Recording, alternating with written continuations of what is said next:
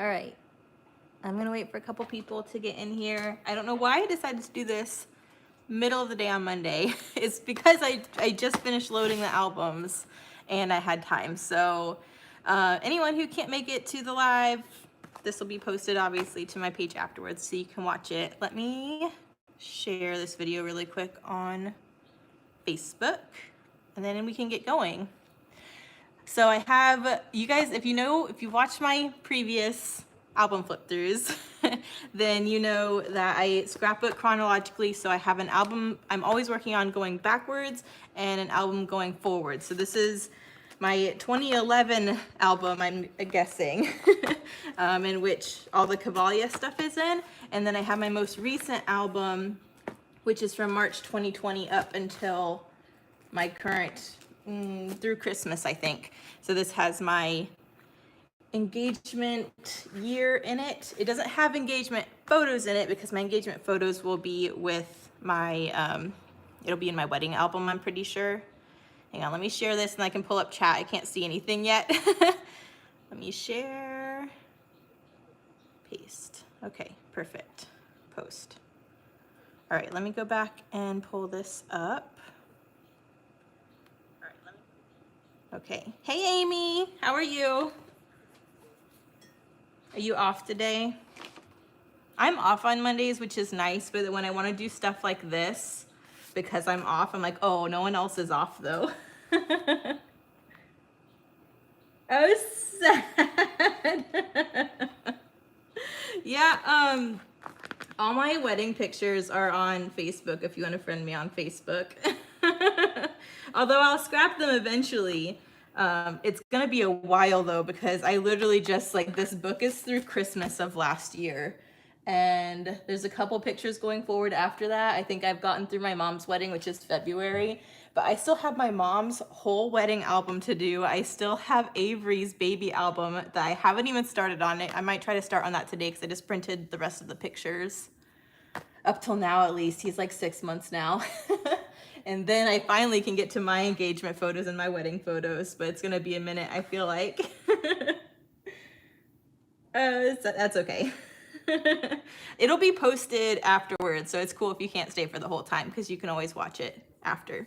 I don't know if I should start with, I might start with my album going backwards because I think these layouts are older, the Cavalia ones, and then I'll go through my current ones, which starts at like COVID pretty much and then goes forward from there. Ugh. These things are ridiculous. Look how heavy my books, or thick my books get. That's ridiculous. But they sit on a shelf and I don't want to buy 1,000 of them so that they're more practical. So that's just how they end up. Okay, I'm gonna start going through them. Some of these are sneak peeks because I haven't, some of these process videos are for this month and some of them might be for next month actually. So you might see some of these layouts that haven't actually been posted yet, but most, if not all of the layouts should have process videos. So I'm pretty sure anyways. Okay, so this one was from Scrap 5. You guys just saw this one, so yeah. So this one has recently been posted. This is for my How to Kill a Kit with Style this month, as with both of these. This was Billy's little photo shoot. I think he was 4 months old.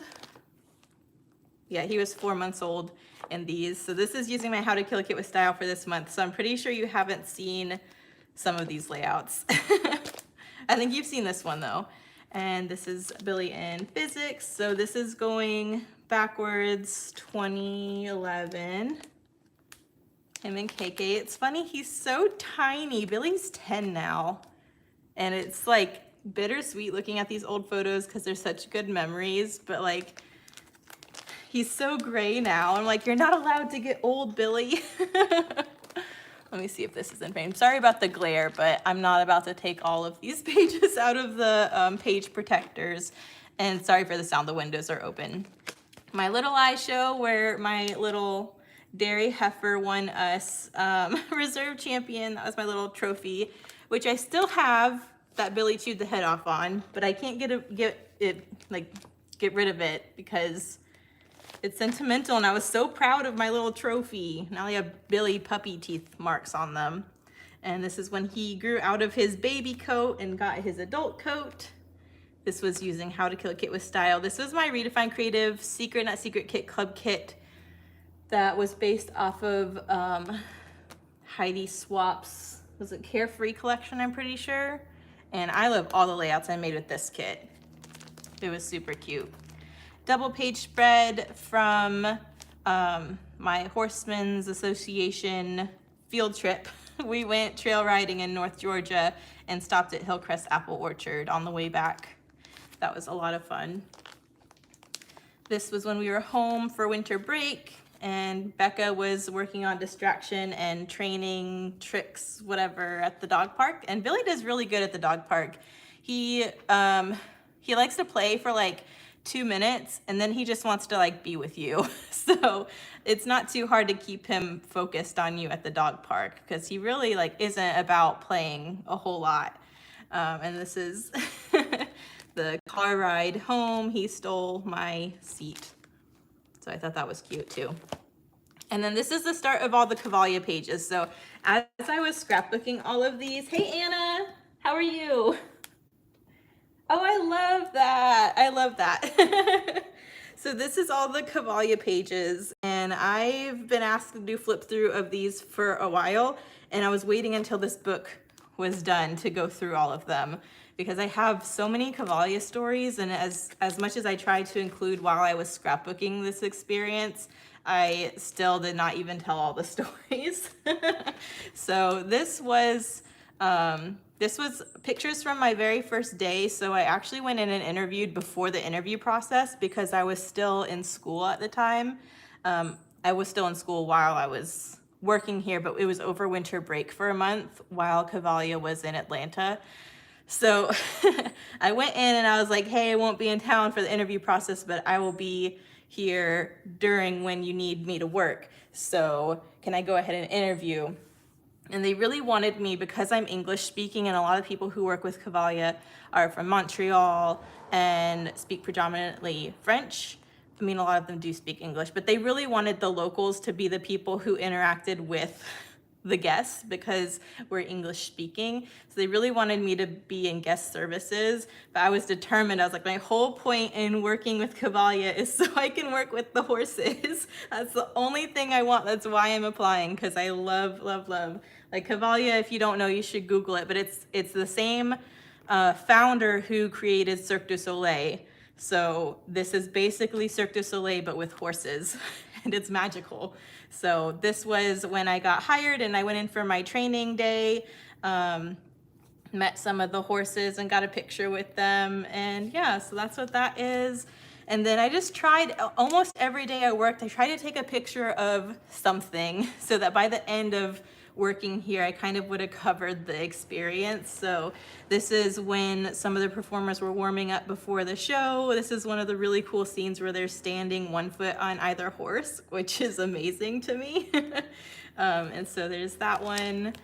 And then all the horses get baths every day. They get, you know, groomed, massaged. They have their own chiropractor. They have their own farrier that travels with them. And they also alternate who performs so that horses get days off and stuff like that. But this is just a couple of the bath stalls, some of the horses getting their baths. And then this is a couple of the performers. These guys, they're from New Guinea and they're all cousins. And so this is like the main guy who basically got all of his family this gig, and they're really awesome acrobats and musicians. He's the male singer in one portion of the show. Very, very talented, and they were so much fun to hang out with because they just had the best sense of humor. They were so funny. I just got a picture with a couple of the ones that I always hung out with. But they always cracked me up. I remember one of them, I was just walking down the hallway and one of them had blown up a glove and tied it in their hair, like just because. So they were just walking around with this blown up like hand in their hair. And it's just stuff like that. It's just random things out of nowhere just to like break up the monotony, because I know as a performer in this kind of show, you're doing the same show every day, if not multiple times a day, and it can be monotonous, as cool as the show is. And it's just funny the things that they would do just to like have some fun. So that was a lot of fun too. This is when I was home and I had moved my saddle pad for something. I think I was organizing my wherever I had it. And Billy thought it was a special bed just for him, so he kind of claimed it, which I thought was funny, so I just decided to snap a picture of that. This was Christmas of that year, 2011, and more Cavalia pictures. So this was one night we had a beautiful sunset, and just the sunset going behind the white top tents, which is very much the trademark for Cavalia Edicio when you see the big white tops. I just thought it was a beautiful like capture of my nights working here, because I had the evening shift, so that I worked during the show times, and so the sun would kind of be going down on my shift, and I just loved that part of my experience too. Getting to see the sunsets every night were awesome. And then this is my boss, Benoit. I love him so much. You guys know him if you've been watching me scrapbook these photos. I love him, and whenever we get caught up on our work and we have some time to kill before the show starts, we kind of grab some of the younger horses that aren't in the show yet, that are there for training to get experience and then to eventually be in the show. We work with them, we do groundwork. Here we're practicing like desensitization in the bath stall. So I don't know if you can see, Benoit kind of has the hose and we're just running it along the horse just so they know it's just a hose, it's not scary. And at the bottom photo, we're practicing farrier work, so putting their hooves up on the little farrier block and kind of things that they're gonna have to do a lot when they get in the show, just so by the time they need to start doing that, it's old news and it's not scary and they're used to it. So there's that one.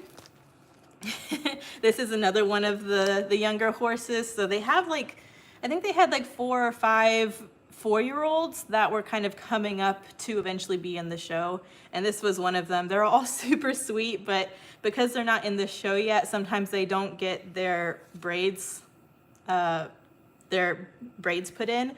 All the other horses have their manes pretty much always in braids to protect it. Because these guys aren't, or it's the same horse, but because he's not in the show yet, sometimes his braid doesn't get put in. So whenever I see his hair like this, I braid it for him so he can see, but he's so beautiful. I love him. And then this is another time where we're working on some groundwork. This is just so cool. Like, Benoit's just the best little horseman. And he took this little 4-year-old who doesn't have a whole lot of experience, did all this groundwork with him, and jumped up on him bareback with no bridle on or anything. And it's just so nice. This horse, this is Tio Pepe, I'm pretty sure. And they just have the sweetest little bond. And I just thought it was really cool. And brave of Benoit to jump up on a 4-year-old stallion. Like, this is literally a stallion. He's not gelded. Jump up on a 4-year-old stallion and just ride him around in a halter. So that's another thing I definitely wanted to document. I also got really odd jobs working with Cavalia, one of which was to organize this trailer. So I don't know what happened during transport or when they left the last location, they just didn't want to organize anything and they just threw everything down. So I'm looking from one door down to the other door of this trailer. And when I started, literally all this stuff was piled up floor to ceiling and you could not see through this trailer. So this was one of my side jobs that day, was to organize everything. I got, each horse has its own bag of shipping, boots and coats and everything. So they got their own bags and I hung them all up. And at the end is a mini shop where they keep a lot of like tools and things. So I made sure that was organized too, but that took a while to do. And I was really satisfied at the end result when I was done. And then this is some more groundwork. I think it was raining this day, so we did it in the indoor mini tent, which is where the performers warm up before they go to the show. Again, just doing more groundwork. And then I usually just watch Benoit because he knows what he's doing and what these horses need to learn. But today he decided to let me do the groundwork, so that was really exciting. So this is him just starting to work with, I think this is, oh, this is Tio Pepe as well, but there's me with him. The photo's kind of blurry, but I definitely wanted to document that I got to do some of the groundwork with these young guys, because that was really cool to experience too. And I've mentioned I do this a lot when I just have too many photos and I don't want to scrapbook. It's not practical, at least, for me to scrapbook every single one. I'll just tape them all to a 12 by 12 and stick them in the album like this. So this is just a bunch of funny little moments I had with a lot of the horses. Chief always picked up his bowl for you to, or I think this is, yeah, this is Chief, when it was feeding time. And then Nugget had just rolled and his hair was all messed up. And this is Bilbo, one of the draft horses. I love him. I would always snuggle him when I passed by. And their horses, they're all so sweet and they all have such a fun personality. I just wanted a page documenting a bunch of those pictures, so that's all that is. And then this was the Farrier Stall. So within the barn's basically a large oval, and there's stalls ringing the inside and stalls ringing the outside. In the middle is the hallway, and we have the bath stalls over here and the Farrier Stall over here. So this is the Farrier Stall, and I just wanted to document that they have their own farrier that keeps all of their hooves looking good, and he was working on Lover, which is one of the Arabians here, so I just thought that would a nice little moment to document. And this was another thing, just documenting how like they just do funny things, these performers, to just keep things fun. They do have like workouts every morning, so I had to come in on a morning one time, I don't remember why, but they were doing their morning workouts, so they were running laps around the arena, and they had this whole like stretching and exercise thing all the performers have to do. But after the warm-ups, all of these guys, they decided just to race each other, so they're just racing around the tent, which I thought was funny. This one's really blurry, but this was during intermission, one of the shows. The performers just decided to play jump rope with one of the divider ropes that's in the barn to keep guests from going to the wrong tents and stuff. But I just thought that was funny, that we're like, during intermission, you think you want to take a break, but they're like, no, I'm going to jump rope in the barn.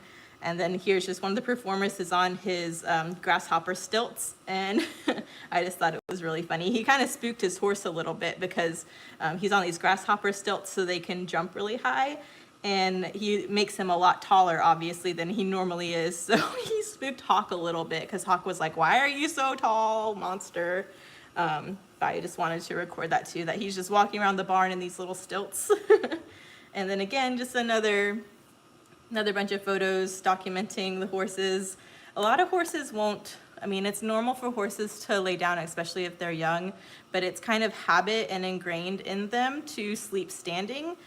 That just becomes, because they're a prey animal, if they're out in the wild and there was a threat, they're already standing, they can take off, and so it's a lot safer. But horses that have been domesticated, when they feel comfortable, they lay down. So this is just documenting a bunch of them and how spoiled these horses are, that they feel comfortable enough to be able to lay down to sleep. So yeah, love that. This is Gorion. He's like one of the superstars of the show. So if you've ever watched the show, or you go watch the trailer for it, there's this beautiful dressage scene at the end with water and all of this stuff, and it's just beautiful. And Gorion is the horse during that scene, and he's just got the most luscious mane. We have to really keep his braided all the time because you can't really tell in this photo, but when his mane is out, it drags on the ground. His mane is really, really long, so that's another reason we keep it braided, because it shortens it so he won't step on it. But I definitely wanted to document him because he's just the little superstar. I love him. And then this is just a couple of the Arabians. There's only like 3 horses I can think of out of the 70 or so that were there, but that are kind of like brats that have attitudes. Most of the horses are all very, very sweet. All the Arabians are really, really sweet, except for Lover. Lover, which I think it's funny, his name is Lover, and I feel like that's always how it is. It's always the horses named Lightning that are super slow and that kind of thing, but Lover is the one Arabian who had the worst attitude. So why I decided I was gonna get a picture with him when he clearly is not happy, I don't know. But this is me snuggling Gigi, and or I think that's Frosty, and then we have Gigi and Chief and Bravo, I think. Just documenting some of the Arabians. And more fun photos. This is one of the babies. I leaned my broom up against the wall so I could pick something up off the floor, I think. And I turn around and he's like holding my broom, trying to like drag it back and forth. And I just thought it was funny. And this horse, what is his name? It starts with an R. I can't remember off the top of my head, but this horse, when he gets bored, he kind of beatboxes. It's really, really funny. I wish I had a video of it. But he literally will like beatbox with his lips. It's really, really funny. And I did it back to him, and this is his face when I did it. So I took a picture. He was like so confused. But a couple more of the horses chilling out. Timeo is literally like eating his dinner laying down. Like that's how spoiled they are. But yeah, super cute. And then this is another thing I really enjoyed about working here when we got different side jobs. Benoit is so innovative. Whenever he sees something that needs to be built, he will just make it. And so we have these custom saddle racks that we'll put on all the stalls during different points during the show where they need to do tack changes and stuff. But because we don't want all of these racks poking out for when guests come through the barn, we needed a place to store them and an easy way to take all of these saddle racks around the barn, because obviously there's a lot of them and we kind of needed a place to store them and an easy way to get them up quickly. So Benoit custom made this wheelbarrow that's measured so that you can just line all of these saddle racks up on it and stack them up. And that's how we would take them around the barn to easily put them up and down. But he had me help build it, and that was a lot of fun. I learned how to like use like the jigsaw, and we did staining and sanding and a bunch of stuff. And I love hands-on types of things. That's why I like scrapbooking, because I love creating things, and building stuff on this kind of scale was a lot of fun with him. So that was one of the things we got to make. And this was a really fun page because I exclusively used pocket cards, except for this one scrap of white that I used for braiding, or a border. But yeah, that one was a lot of fun. This is Merlin. He's another one of the turds. So it's Lover, Merlin, and Zorro are the three horses, at least while I was there, that were kind of bratty. All the other horses were really, really sweet, but Merlin was one of them that kind of was a turd. And he was also the biggest horse in the barn. This girl, this is either Veronica, this is Angela. Veronica and Angela are twins, so I mixed them up a lot, but this is Angela, and she's really, really tall. She's not 6 foot, but she's way taller than me, and I'm 5'5". And she just looks like a little girl on this horse. So I loved this picture because it really kind of showed you scale and how massive this horse is. But I really wanted to document this because, he's a cool guy, even if he is kind of a brat. And I really wanted you to be able to see size-wise how big he was. So I liked that page for that. Hey Gail, how are you? Thank you so much. I just got my wedding pictures in yesterday, so I printed a bunch of them, but it's gonna be a while before I actually get to scrapbooking them. I feel like I have so much to scrapbook between now and then. But I just got them printed, so I'm really excited about that. And then this was feeding time. All the horses, like, obviously they know when it's time to eat. And so as you're walking through the barn, all their heads are out waiting for food. So this is our little hay cart. And I just wanted to document that. And then this is another one of our side things we made. Those horses are so big that even with the steps that they do have, it's still hard for the performers to get on them. So Benoit wanted to make an extra large step for when the girls have to get on the big horses. So he handmade the step, we stained it, we painted the little Cavalia logo on it, and that was a lot of fun too. I loved the staining part. Like, I don't know if it's just because I like painting or it's so satisfying seeing the before and after, but this was a really fun project to make too. So that's that one we made. And then we had some extra time between our jobs and the show starting. So Benoit took me on a grand tour through all the tents. I pretty much exclusively stayed in the barns, and we took our breaks in the kitchen so we could get food and stuff. But I really didn't go through like the artist tent, and I really didn't go through the stage tent or anything. So he took me on a grand tour, and when we went through the performance tent, they had the carousel down because they were cleaning it. And so I got a picture next to that, but I thought that was really cool. This is a lot of people's favorite scene in the show is the carousel scene. So I thought it was cool to get my picture in front of it. But he took me through the artist tent, and I got to see where all the performers do their makeup and everything, and where they just kind of hang out and practice and stretch. So that was really cool to see too. But yeah, I loved that I got a picture on stage. It was a lot of fun. And then this is another project that we made. The farrier, Remy, really needed a shelving system to keep everything, and he kind of was trying to makeshift with different boxes where he kept all his ferrying supplies, but he was really in need of a storage system that was skinny, so it didn't take up too much space in the farrier stall, but that had a lot of compartments so he could keep everything. So that's another thing Benoit made for him that I got to help stain and sand and all of that. So that was really cool. And then this is it done. You can see he has all his like horseshoe nails and everything on it. And as a thank you, he made me a brand. Like he has his little forge and anvil here, and he literally like made me my own brand that I just use as like to hold my cowboy hat or whatever. But I just thought that was really cool. And then he went around after he made it, and he branded all of the things that we made with it so that my initials would be on it. And I thought that's so cool because they were only in Atlanta for that month and a half, and then they travel and go to a new city to perform. And I just thought that was really special to me that like my initials are going to be on the things that I make, that they're going to take around with them for who knows how long. And then I got to keep my little brand, so I still have that. And I thought that was really special and really nice of him. So that was another really cool thing as a part of that experience. But this is after the show. We obviously put all their manes back up into braids to protect them.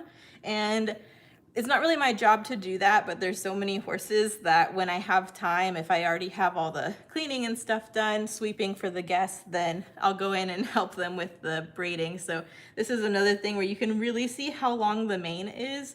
It goes all the way down to this hand right here. I'm holding the base of the mane. So they're really, really long.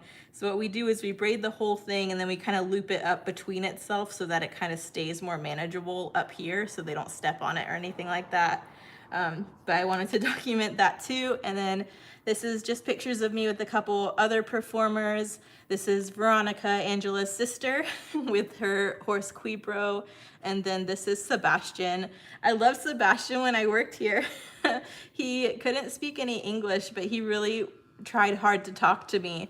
So eventually he just brought one of his friends with him that could speak a little bit of English to try to translate between us. And I thought that was really sweet. He was really nice. So I wanted to get a picture with him too, because he kind of always went out of his way to try to talk to me. But it was frustrating because he didn't really know English and I did not know any French. Benoit tried to teach me some, but I don't really remember any of it now. Even Benoit and I had this game of like broken English and charades in order to communicate, and we got really good at it. But yeah, I could not communicate with Sebastian at all until he brought his friend over. So I thought that was really cool. I wanted to document that as well. Here's some more groundwork. I think this is Tio Pepe as well, but we did some groundwork, and I don't know if you guys ever work with horses. Like, they're scared about the weirdest things. Like grocery bags are like the biggest monster to a horse. I don't know why, but they're terrified of them.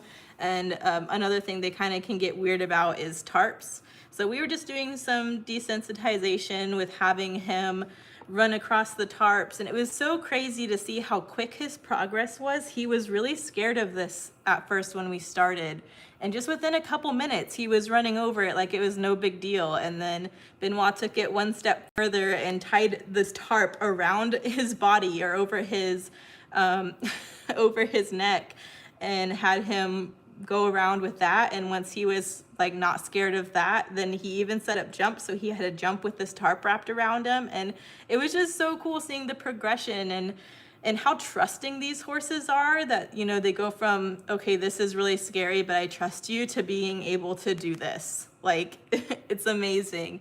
And this is another time where he just jumped up on this horse. Like, he doesn't even have a halter on this time. This horse has nothing on him. And Benoit just jumps up on him. Tio Pepe literally picked up his little whip thing and handed it to him. Like, you can't make this stuff up. It was so amazing. I just love watching them. And just so you know, people who aren't super familiar with this tool, they don't hit the horses with this. It's just a directing tool. So I just thought it was really sweet. He just jumped up on this horse and he stood there like a good boy, and then he even picked up and handed his little whip to him, and I just thought that was really cool. So that was that day. Since I worked for Cavalia, I do get to see the show for free. So I went ahead and waited until I could use, I also get discount tickets as well. So I waited until Christmas, and then as a Christmas present, I took my whole family. So that was really cool too. Becca and my brother got to come through the barn. I got to show them all the horses, and then there's TVs in the barn, so we get to watch the show live every day because we have to see where they are in the show to know what we need to get ready and to help with. So I've seen the show hundreds of times, but it's a whole different experience in person. And so I was really, really excited we got to go watch the show, and that I didn't have to work through it too, because usually I'm doing things in the barn while the show's going on. So it's nice to be able to just sit and experience it. It was just incredible. So that was really fun. I was super happy we finally got to go and watch it.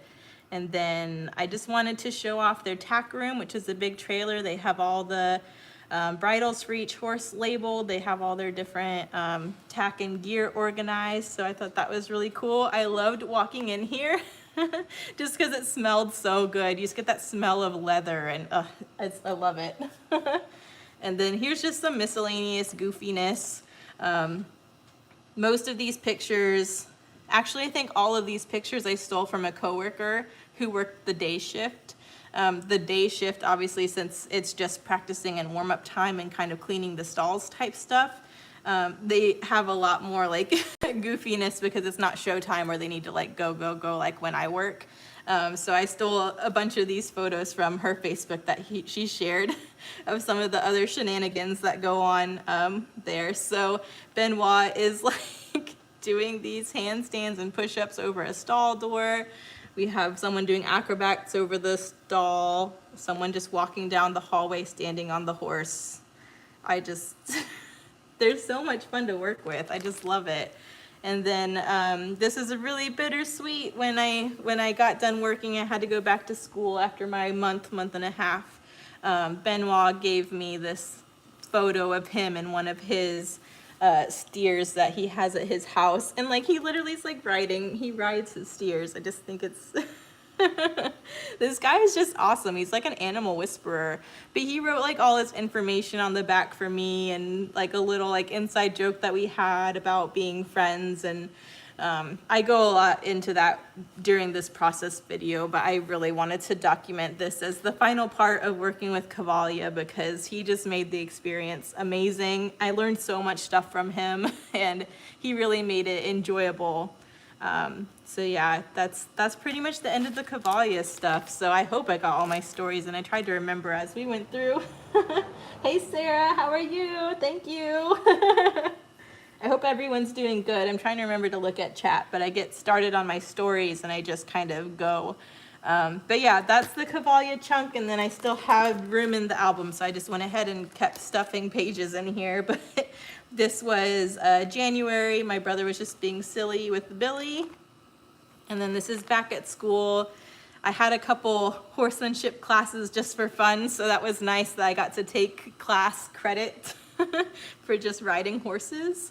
And I went through a lot of horse withdrawal in college because I went from riding 2 to 3 times a week to getting to ride like once or twice a month while I was home from school on weekends. So it was really nice when I got to the point where I could take the horsemanship classes, because then I got to ride, you know, every other day for class. So that was a lot of fun. This was the first horse that I rode. Her name was Bella, and she was terrified of one end of the arena because there's this big garage door that leads from the big arena down into the like indoor arena, the tiny indoor arena, and the door just terrified her.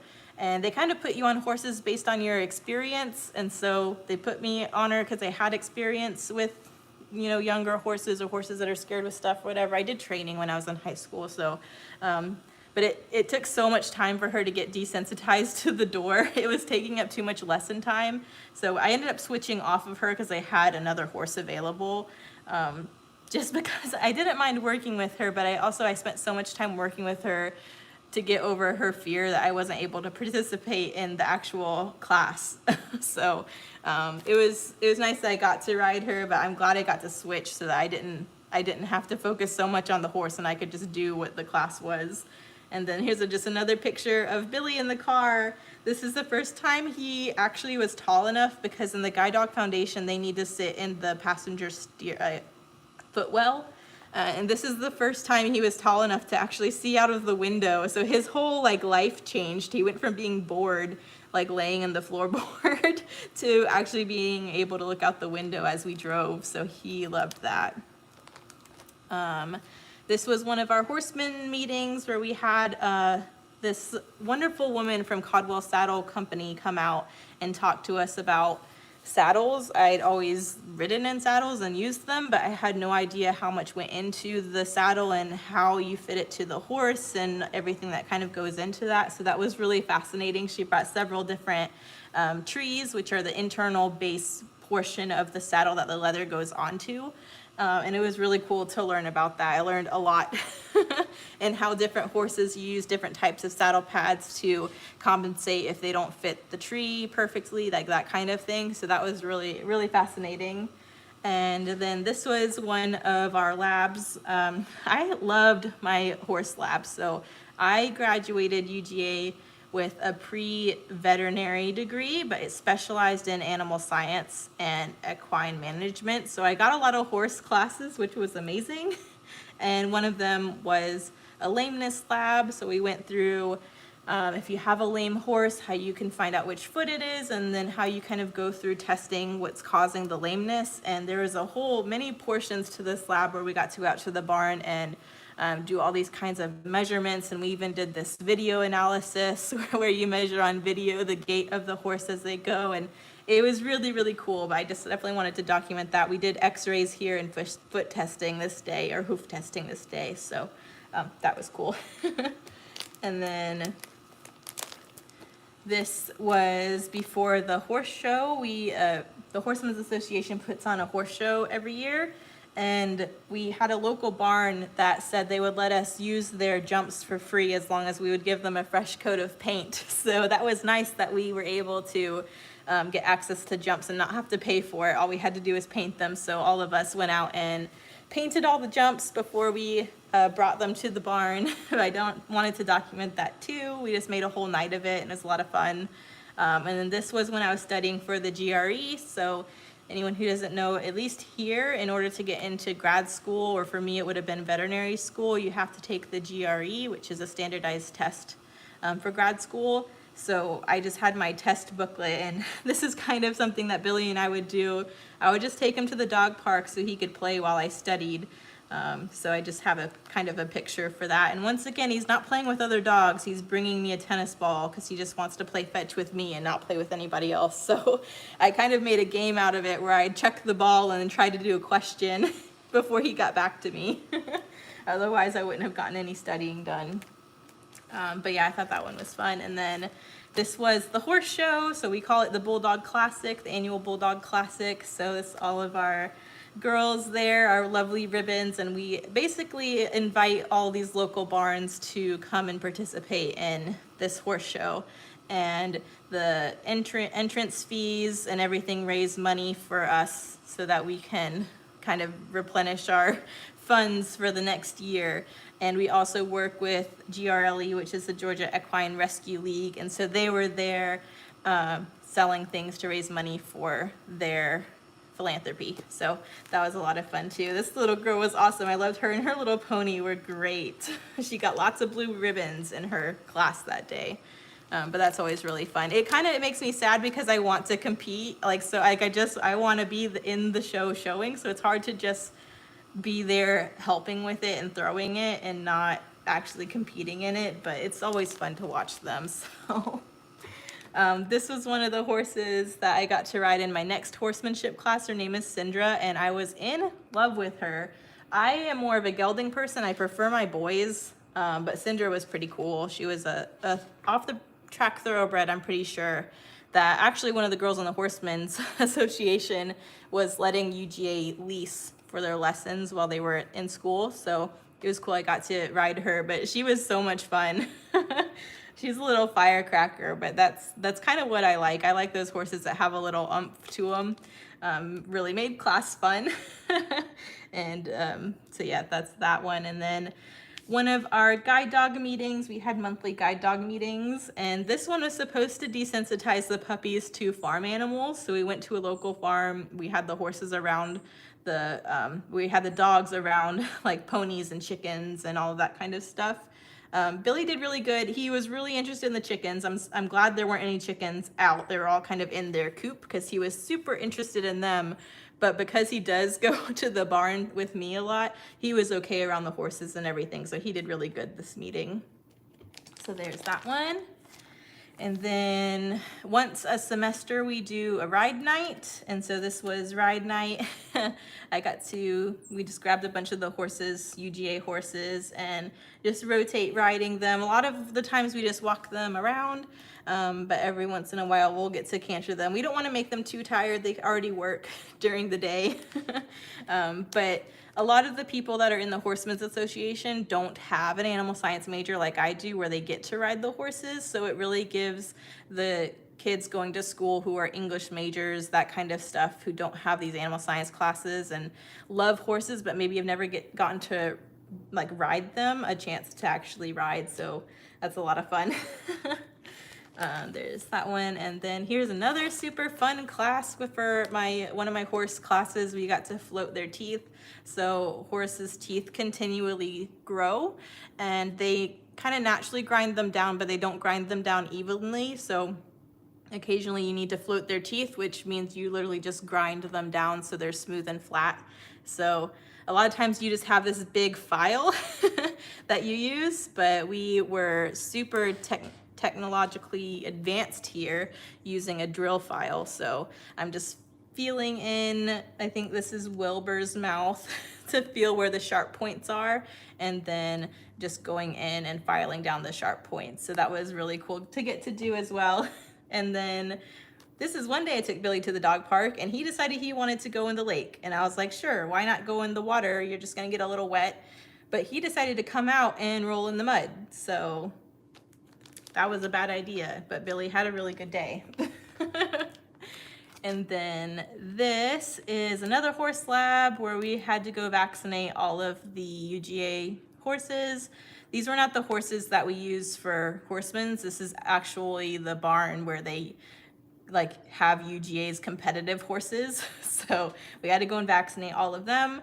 And then I was home for a weekend and I got to compete. So I rode Silver, who is my bay. I love Silver. He's the best boy ever. And he was my mounted shooting and barrel racing horse. So I got to compete on him. And then one of the younger horses at the barn I rode at didn't have a whole lot of experience, and they wanted me to ride her in a couple of the patterns just so she could get some experience in the arena. So I rode her as well. Which I think she actually got her first ribbon that day. It was like a green ribbon, which is like 4th or 5th place. But I was still proud of her. She won her very first ribbon doing barrel racing, so that was fun. Silver always wins blue ribbons, blue and red ribbons, which is first and second, at least where I am. I know that kind of changes based off your state, but Silver is very fast, so we usually always win. But I was proud of Papoose for getting a ribbon, even though she didn't win. And then another thing we really like to do when we were home from school is go watch my mom play tennis. And so Billy loved going with to watch her play tennis. He's so intent watching the ball being hit back and forth.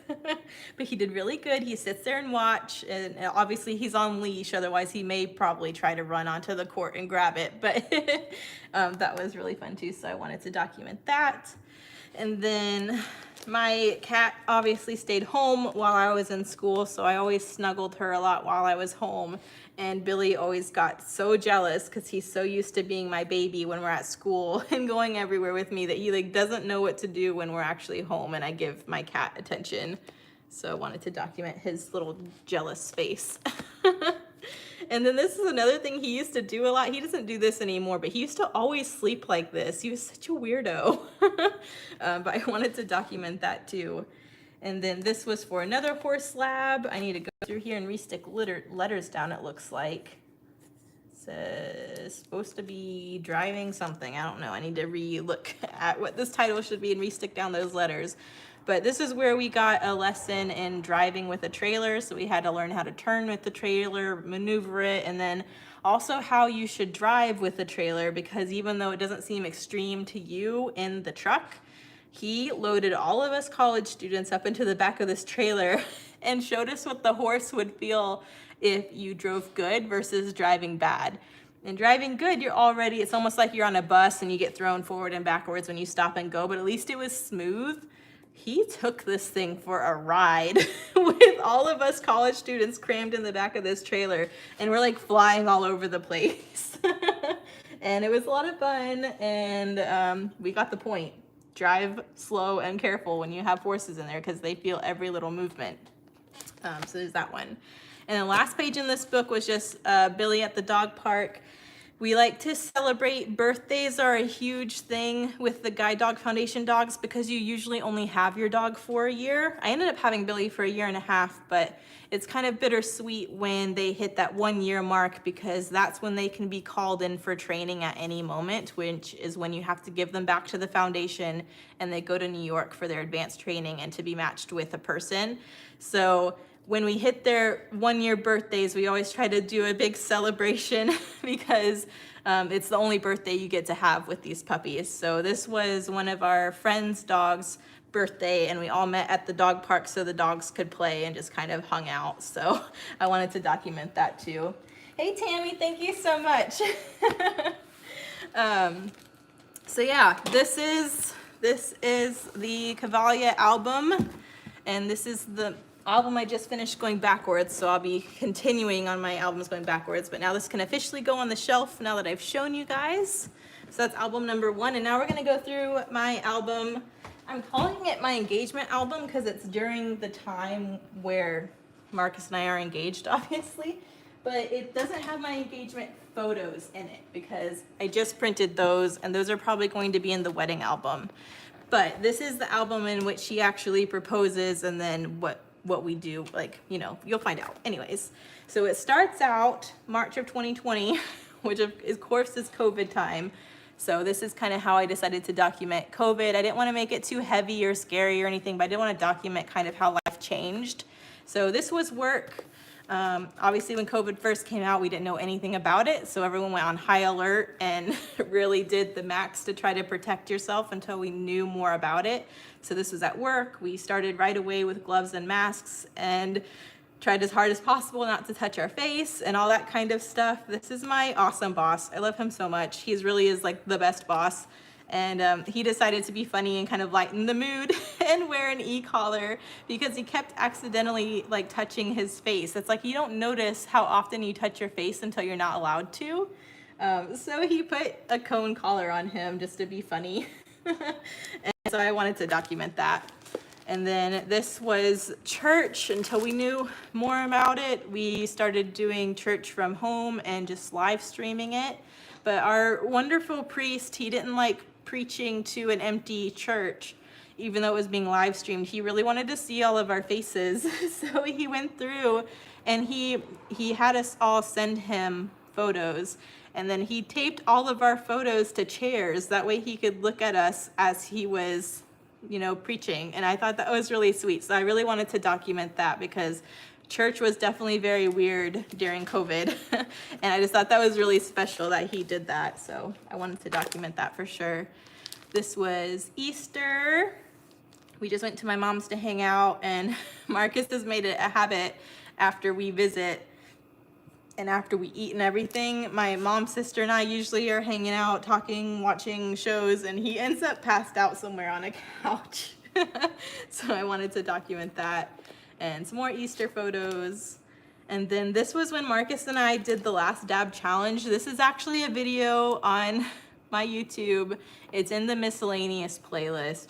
But if you guys ever watch from First We Feast episodes called Hot Ones, where they interview celebrities while tasting hot wings with increasingly hot sauces. This is number 10 hot sauce, which is the hottest hot sauce on the show that they make themselves. And I bought it for Marcus so we could try it. And so I filmed the whole thing. We did the last dab challenge, and that's on YouTube. But I definitely wanted to document that because that was a lot of fun. That was quite an experience. This was when Billy turned 9. It's so hard going from the last album where he's little to these albums where he's an adult.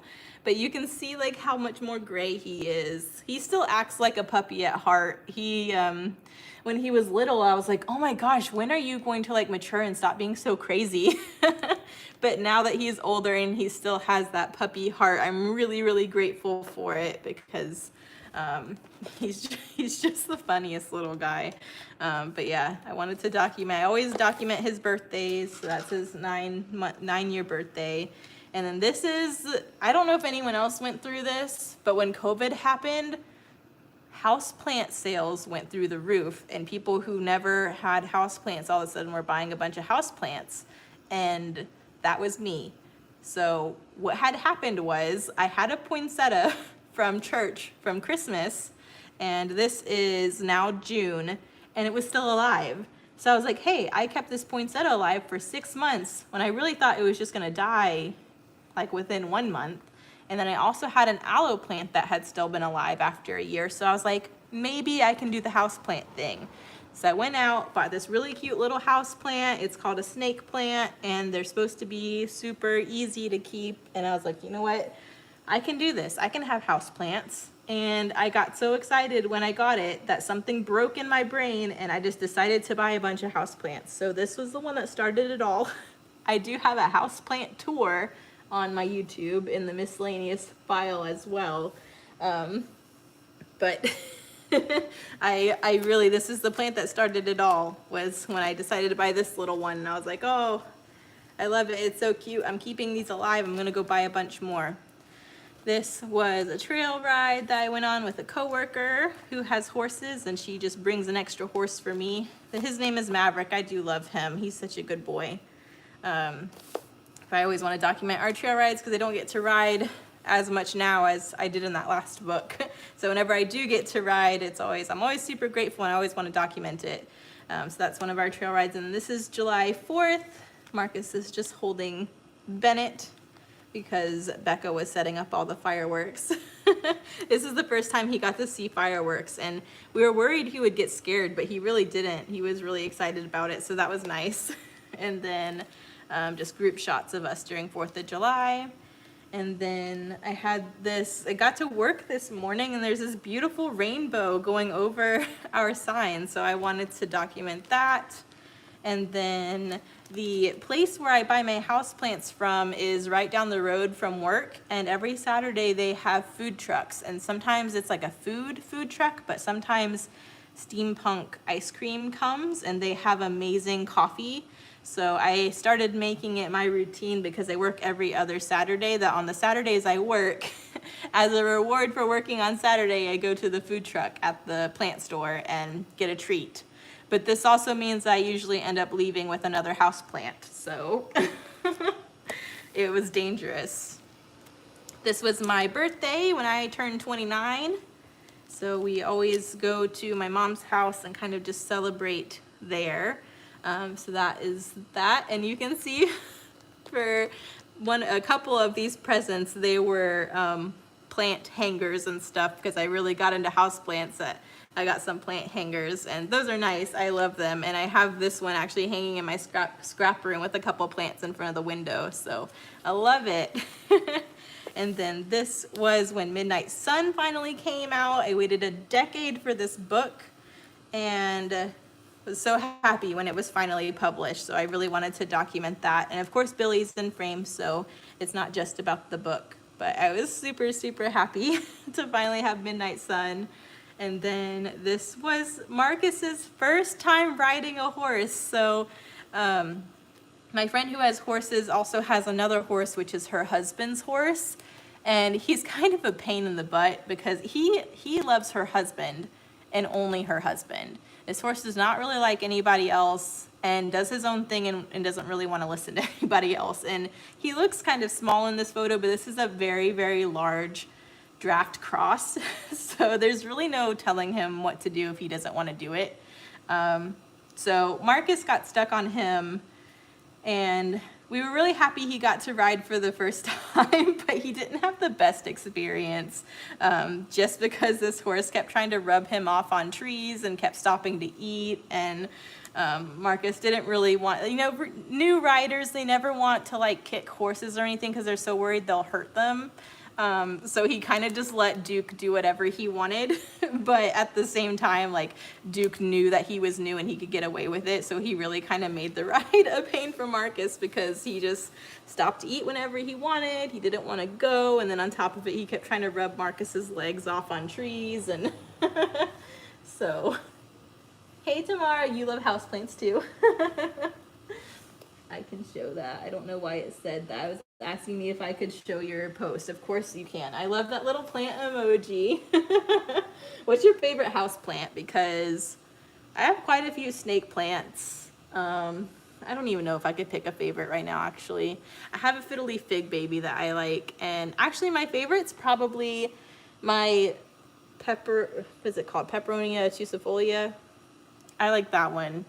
But I have 3 different snake plants, and I just love them because they're no trouble. They look cool, and you never have to water them, and they're super low maintenance, and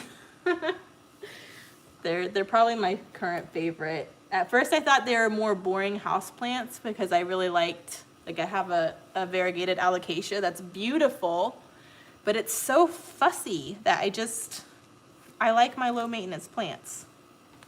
So. Another picture of me and Marcus. So he's riding Duke, I'm riding Maverick, and I'm really glad that we got a picture together. This was, I love doing Harry Potter pages, and I don't do them enough. Hey Leah, did I say hi to you? I didn't know you were here. Hello. Have to make sure I say hi to everybody. I'm really trying to keep an eye on chat, but I get going on my pages and then I forget to look. But yes, I have my awesome Harry Potter products that I finally got to use. So these really cute Harry Potter themed wood veneer are from Shadney's Etsy shop, and some of the like stickers and stuff are from Karina, and I just love it. This cute little Harry Potter washi is from Karina. Sorry my window is open because it feels so nice out, but I know there's a lot of background sound during this. Umbrella plants, that's the last plant I actually got, and I love that one too because that one's pretty easy. It needs more water than the snake plants, but it looks so nice. It's like structural, but it's still like leafy and lush. That's the plant I have. I have it potted in a basket. It looks really cute, but that is actually on my side table in my living room. And yeah, I do like umbrella plants. They're super cute. Marcus went paintballing with coworkers, so that's that picture. And my Harry Potter washi is trying to come out of the album. You need to go back there. Okay. And then this is Marcus at work. He's in a crawl space, which is like his least favorite part of the job. But I guess they decided to take a picture in this one because they were all down there. And then this is Bennett's second birthday. After his birthday party, I stayed around later, and Bennett wanted me to read one of his new books he got for his birthday. So One of our things we really like to do is we like to lay on the floor to read. So I just wanted to document that. And then this is the day that Marcus proposed, but it was the day we got our roof redone. So this page is about getting the roof redone, but it also kind of sneaks in the engagement news. So the engagement story is in this process video if you want to hear about that. But it came about after I got my roof done, and there's a whole story if you want to hear it, but I wanted to document us getting our new roof on the house. And that's why I included these little gems as kind of like a teaser that we got engaged. And then this is our engagement trip.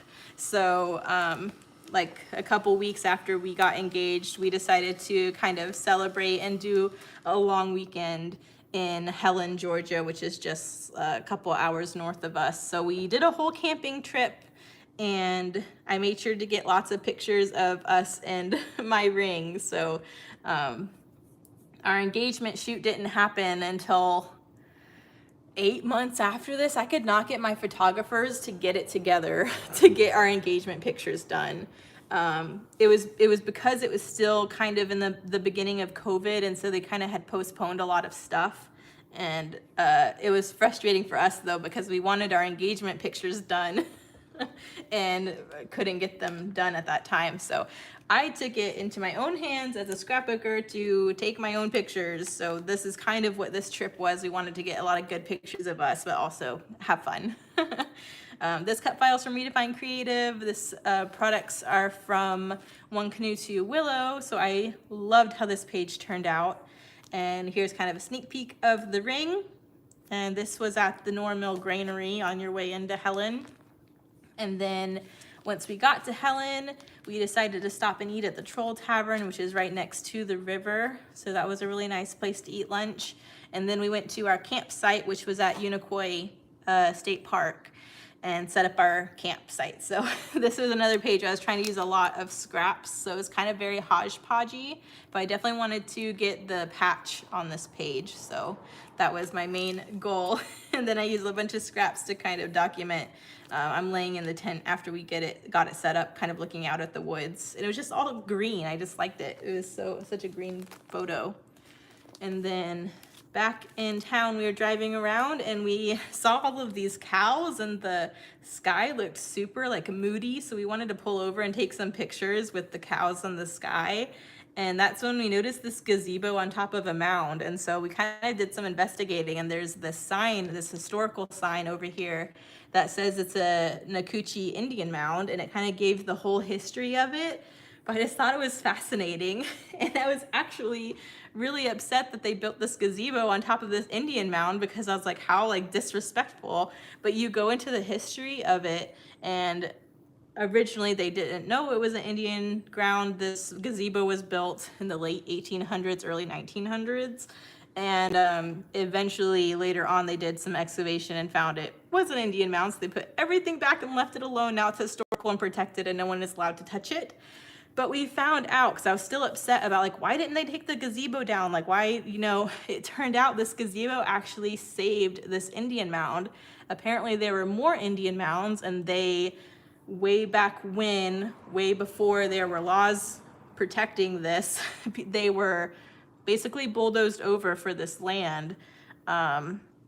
And the only reason this one is still there is because the gazebo was on top and it was too much of a hassle to get it removed. So this gazebo is actually the reason this mound is still intact. And so now it made me feel better about the gazebo. But very interesting history there. That was kind of unexpected, because we really only went here to take pictures of the cows. But we learned a lot. So while we were here, I definitely wanted to go gem mining. Marcus really wants to go like into a mine and take a pickaxe and excavate himself. Obviously that's not safe.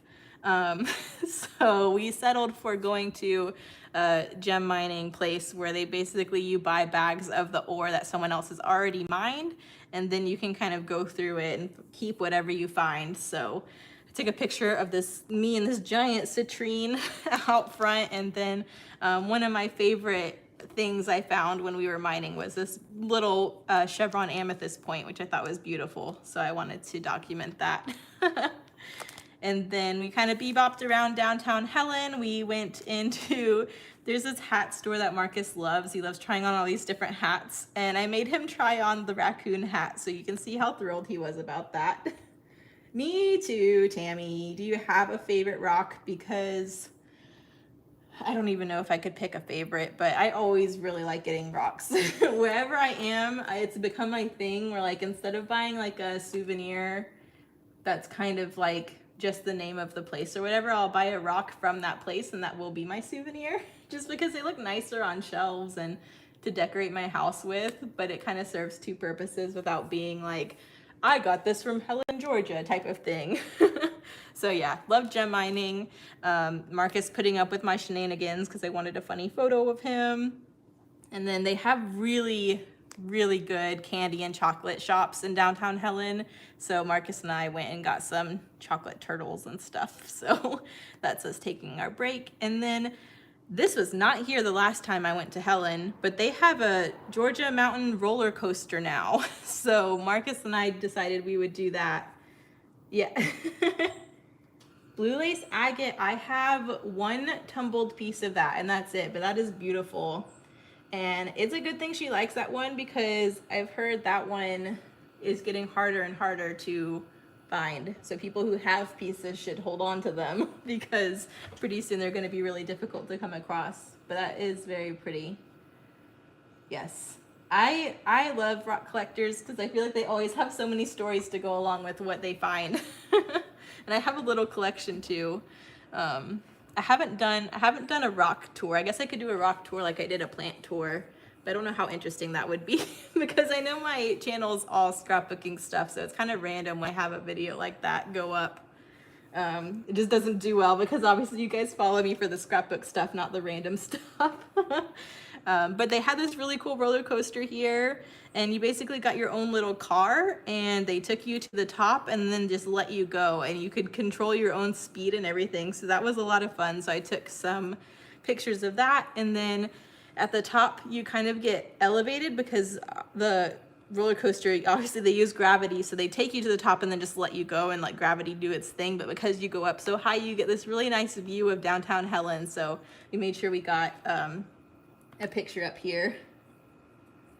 You should go back to Helen because a lot has changed apparently. Like the main downtown's the same, but like this roller coaster and stuff.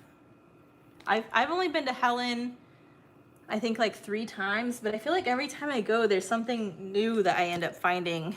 And there's this really cute little rock shop in downtown Helen called Zuzu's, and I feel like you should go with your daughter and you guys would love that place. This past time I went, it was closed because me and my mom went together as like a little bachelorette weekend thing. And we tried to go to Zuzu's like 2 or 3 different times, but the first day they were closed because we got there really late in the day. And then the next day was the start of Oktoberfest. So all of the like shop vendors were closed down their shops to be in the parade. So they weren't open when we were trying to go through, but it's okay. We definitely want to do some hiking while we were in Helen because we were camping. So we wanted to do a bunch of outdoorsy stuff. So we did do the Anna Ruby's fall hike, but not the whole thing. We drove to the visitor center and then we hiked the rest of the way, which I think was only like 3 miles round trip. It was only like no, it was even less than that. But we got some really nice pictures with the waterfall, a couple of the group shots, and a couple of the scenes along the way. And then my favorite picture from the engagement shoots we took was this one where Marcus is holding my hand and you can see my ring with the waterfall in the background. I really wanted this photo to have its own page because I just love how that looks. Yes, you guys need to go back. You'd love it. And that place with the Indian mound, there's this big historic house across the street that I did not even know it was there until my mom went back this last time. We took a tour of that house, and if you guys like that kind of stuff, I had the best experience there. It was so cool learning the history of the area, and you kind of get history of the Indian mound too. But it was amazing. The house was built in 1870, and it was just amazing the amount of like technological advances that they had in that house for the time period. It's insane. But yeah, and then back at our campsite, just wanted to document, it rained on us a lot this trip. So there was a lot of different experiences we had trying to cope with the rain, because we'd only camped one time before this and we had beautiful weather. So it was interesting camping in the rain, but we still had a lot of fun. And somehow Marcus still was able to make a fire whenever we needed one. So I wanted to document that. And then this was when we were trying to hike to the visitor center, and we went the wrong way, and we ended up hiking the entire way around Unicoi Lake. Instead of just going like 1 or 2 blocks to the right, we ended up hiking, I don't know how long it ended up being, but we hiked all the way around the lake to come to where we actually meant to go to. And I was not prepared for that because we already had a huge hike planned for later that day. But after I finished this hike, I was like, yeah, that was my hike for the day. I'm not doing the other one. But we got some really cool pictures with the lake. Another picture of my ring and Marcus kind of overlooking it. It was beautiful, but that was not the plan for that morning. So that was a fun little thing that ended up happening. And then we went back in town and played some mini golf. I'm pretty sure I ended up winning. Yeah, I'm pretty sure I ended up winning. When we play real golf, Marcus is better than me. But when we play mini golf, I am better than Marcus. So this was kind of my zone. But it was a lot of fun to play. And then because it was Oktoberfest when we went, we had all the artist tents we got to go through. So that was a lot of fun. I don't think we ended up getting anything from the artist tents, but I love art festivals. And I just enjoy looking, even if I don't get anything. And then this guy was walking this little chow chow, so Marcus had to make a friend and pet him. He was super cute. Excuse me. And then I think this is the last, yeah, this is the last picture from the trip. We wanted to document sitting around the fire. I don't think I documented this so far, but this is one of the things we always really love about camping, is getting to sit around the fire at night. So Marcus took this picture of me and that was a lot of fun too. So that's that one. And then now we are back. This is documenting the police dogs we work with at work. So they came out with these cute little trading cards of all the dogs and all of their information. And the local police department actually has given our hospital this plaque that hangs in our lobby that we're really proud of, but since we work with them. And so I just really wanted to document that, because up until now I hadn't documented that that's part of what we do at work. So I love getting to work with them. I mentioned during this process video, but Wolf is really young, so he's kind of a goober and doesn't really know he's supposed to be scary. So he's still just kind of a young doofus that we can work with. He's difficult because he's wild. He just has a lot of energy, but he doesn't know he's supposed to be scary yet. Odin is the dog you do not want released on you if you come across him, because he is a scary guy. He takes his job very seriously, and he and his handler are just the best little duo. He listens to Dad really well, but we have to sedate him before he even comes in the hospital to work with him, because he's so difficult around other people. But yeah, I just wanted to document that as part of work. And then my brother was in Virginia. So my brother, oh, there's a cardinal outside my door. Hello. Can you hear it chirping? I have so many cardinals in my backyard. I get so excited every time I see them, though, even though I know they're there. Oh, he's just hanging outside right in front of my window. It's a boy, and I usually have a lot of girls in my backyard, so I'm excited to see the red bird cardinal. That's a boy. Anyways, distracted. So my brother had been stationed, I think, for 3.5 years in Hawaii. He's in the military, and he had to go to Virginia to do training because he was promoted to a captain. So he was in Virginia for about a month before he was then transferred to his next deployment, which is in Germany. So right now he's still in Germany, but for this little month that he was in Virginia and closer to home, my mom and I decided to drive up and visit him. So this is our Virginia trip where we went to visit my brother. His birthday is around this time, so it was kind of like a visit, see a new city / happy birthday trip. So we got into town kind of later in the afternoon, and Thomas took us to this really good Ethiopian restaurant. I've never had like African cuisine, I don't think. And we went to this Ethiopian restaurant, and they had like the injera bread, and like, oh, it was so good, and I've been craving it since we left there, and I don't have any place around me that has that kind of food, but it was so good. I really enjoyed that experience, and I'm glad Thomas lived here long enough to know where all the good food places were, because Mama and I pretty much got a crash course in the Richmond, Virginia cuisine, because he knew all the best places, so that's where we ate every time. On the way home, we decided to do the canal walk. His condo is right along this canal, or was, he doesn't live there anymore, but right along this canal in Richmond, Virginia, and there's this really cool walk you can do up and down the canal, so we decided to do that after we ate. And then the next morning, right across from our hotel is this urban farmhouse cafe, so we went there every morning for breakfast and got coffee, and they had some like really good avocado toast and like bagels and stuff. So I wanted to document that was kind of our annual morning thing. This cute little rainbow cut files from Redefine Creative as well. These really cute little, this came in my Secret Kit Club kit too. These little crocheted flowers I had a lot of fun using. And then this is when we decided to go to the Maymont estate that's in Richmond, Virginia. So there's several pictures from this place. We love going to these old historical homes, so this was the one we went to when we were in Richmond. I don't think we got to go in this building because since it was the beginning of COVID, they were kind of trying to minimize where people could be like close together or enclosed in. So we didn't get to go in these buildings, but the estate is huge and they had so much there. It was really nice being able to walk through and see everything. So this is kind of the outside of the home at the estate.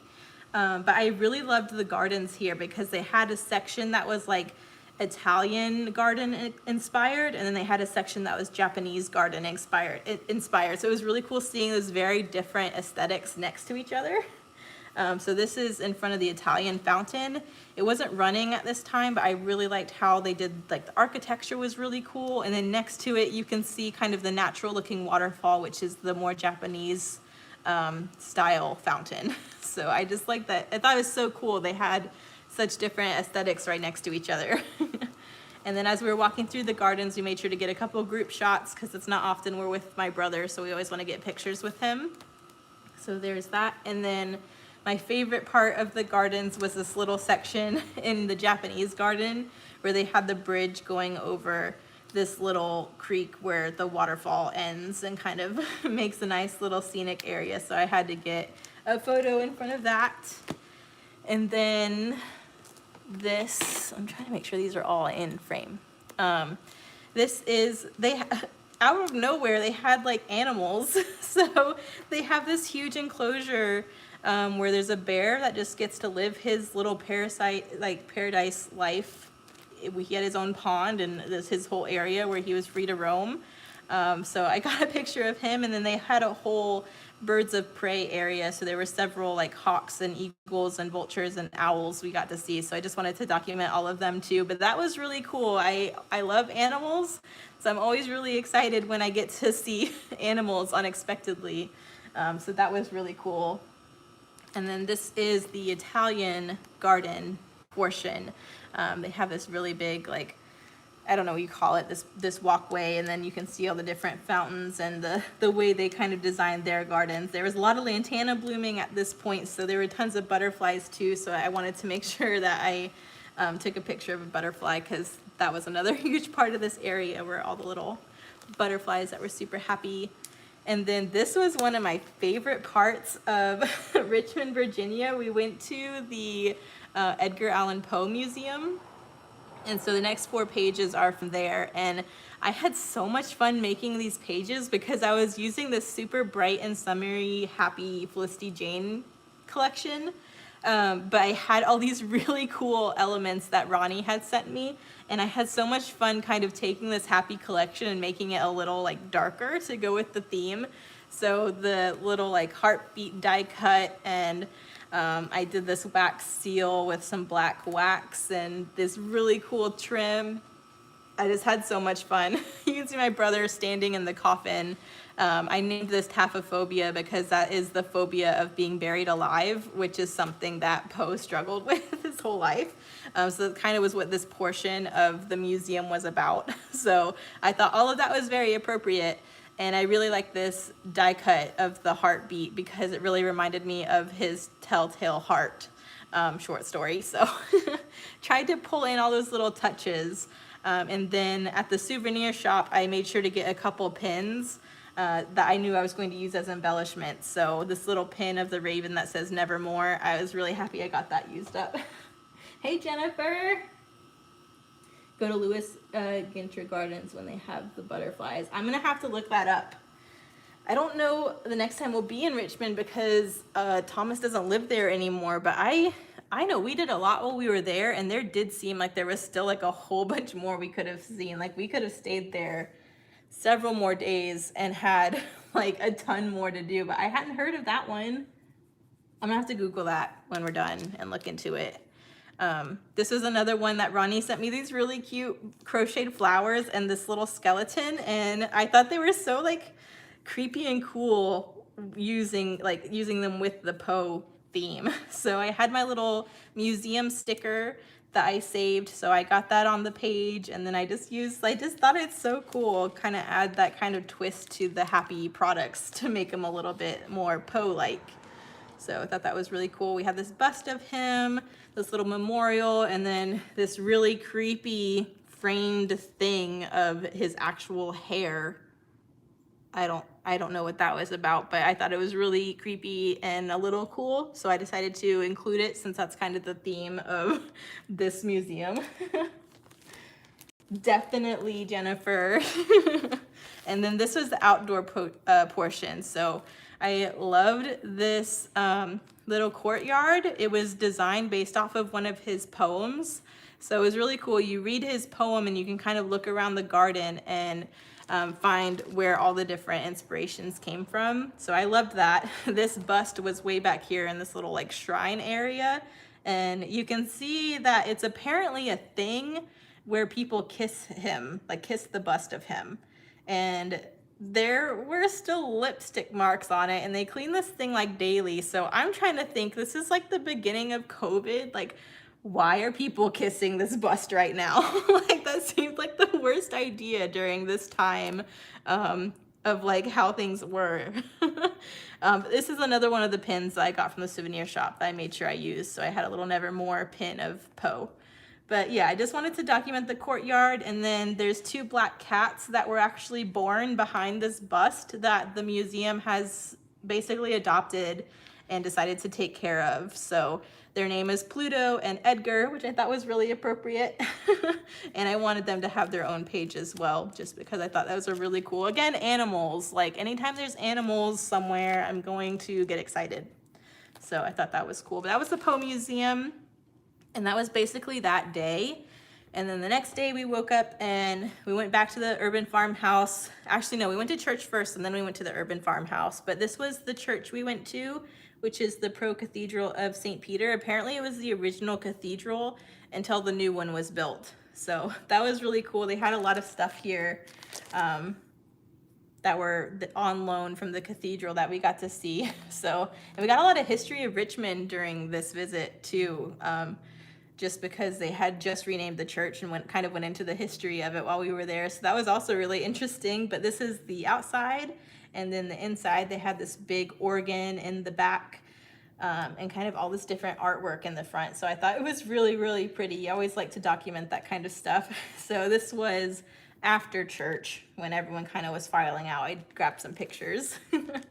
And then we kind of just walked around for a little bit, me and my mom, to explore stuff. So we stopped at the little train depot and got a lot of pictures here. I love the architecture of this building. This was the first thing I saw in Richmond that I was like, oh my gosh, that place is so cool. I want to know more about it.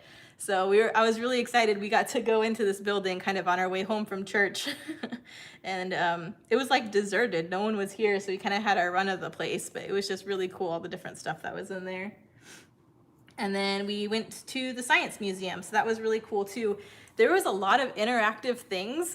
Like kids would have so much fun here, but they were interactive things that adults could do too, and you could not feel weird about it. Cause sometimes I want to do interactive things in museums and I'm like, this is for a child. You need to like let them have a turn. But there's actually a ton of stuff in the science museum that was like interactive for adults, and I thought that was really, really cool. And I thought I took more pictures in this place than I actually did, but because it was so interactive, I was too busy like doing all of the things to actually take pictures. So I just decided to scrapbook this picture of me out in front of it to kind of tell that story. But me and my mom did this dancing thing, and there's this memory games you got to do. You could race different animals on this little runway where they had lights that would basically track how fast the animal was going, and you try to beat it. It was really cool. They had a ton of stuff in here, but this is the only photo I had to document.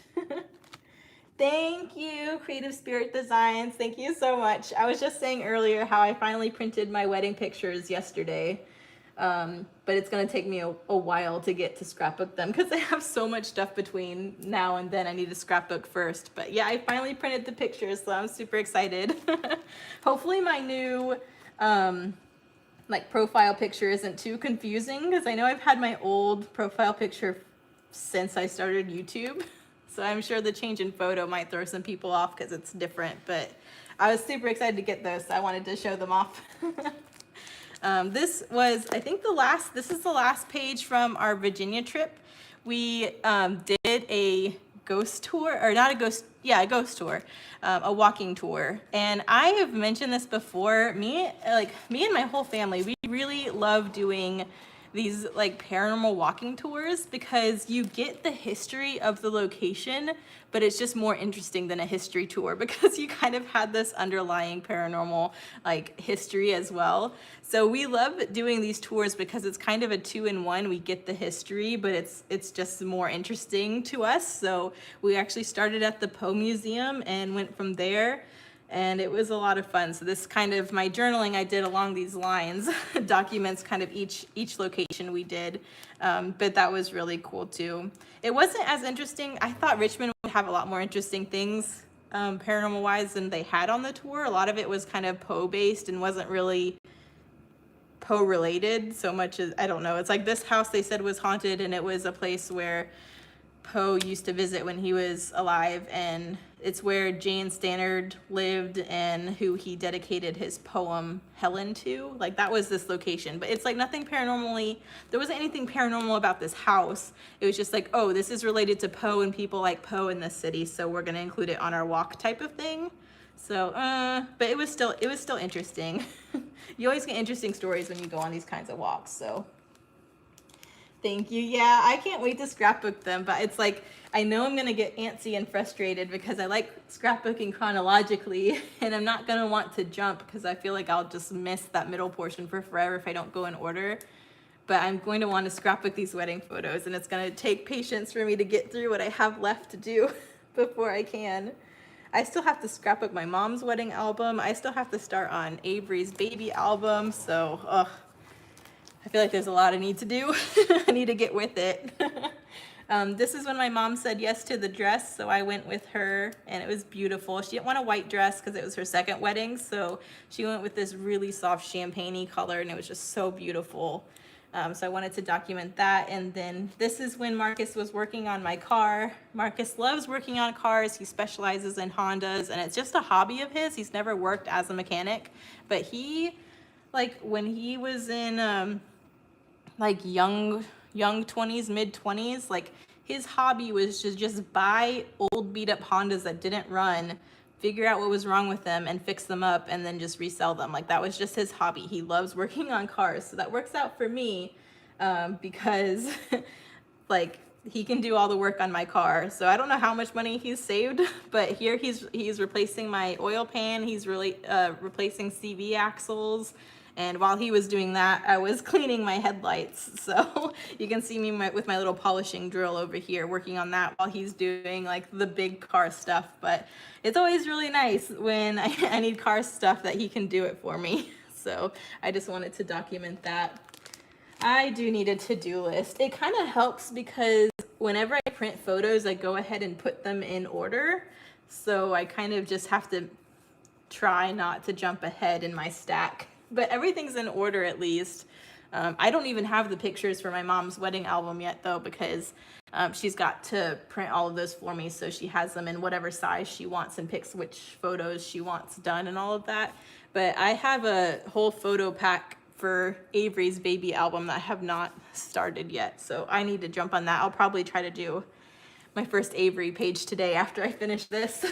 But I really need to get going on his because he was born in April and it is currently October and I have not started on it, so yikes. This one you guys just saw was for the Mojo series that Leah and I were doing, and this was the page where I showed you how to use a mood board. So that was a lot of fun to do, and I really hope that video was helpful for you guys, but that's the page I made from that. And then this was when Billy and I and Marcus went to Home Depot and found our Christmas tree for last year.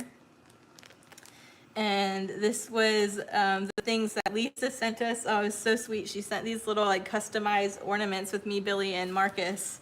And it was my first ornament ever that had Marcus in it. He was so happy that he was actually represented on the tree now, because all the ornaments before then were kind of just mine and had my name on them. And so he was so proud that he had an ornament that he was on now. And then this was another picture she could have gone with. She ended up going up with a different picture that could have Billy in it. But she sent me this extra anyway so I could see it, and I just love it. It's so cute. It's just me and Marcus in like cartoon form, and it's adorable. So I just definitely wanted to document that. And then this was when Marcus and I went and voted, so I always like to document that and include my little voter sticker. So there's that one, and then my work Christmas, and then Christmas with the family. These were all for a recent How to Kill a Kit with Style when I was trying to get all my Christmas stuff scrapped. And this is a double page of Bennett at Christmas time. He got this little tent that looked like a spaceship, so he had a lot of fun with that. And then me and Bennett when we were matching in our red plaid. And then again, Marcus passed out after all the festivities, and Billy just looking so happy because he keeps stealing this bone from Kevin, which is my mom's dog.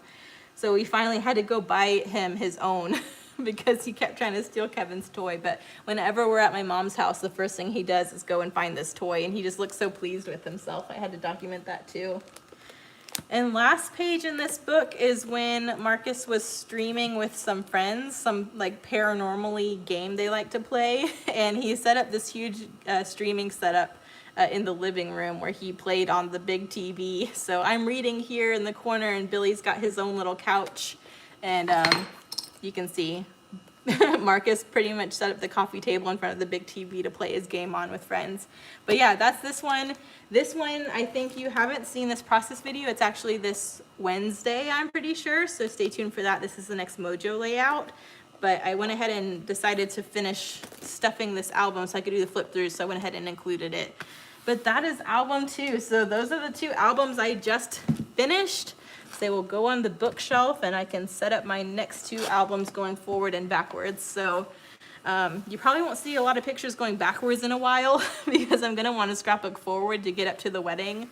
And then obviously you're going to probably start seeing Avery baby album pictures soon too, along with my mom's wedding albums. So that's pretty much it. Thank you guys so much for hanging out with me. I always love doing these flip throughs. I don't do them that often, so when I do, it's nice doing it live so I can answer questions and chat with you guys. But yeah, so this will go up in my playlist with all my other album flips. If you haven't seen my other album flips, there's a playlist. But yeah, thank you guys so much for hanging out with me. I think that is all for today. If I can figure out how to end this thing. And I will see you guys in the next process video. Bye.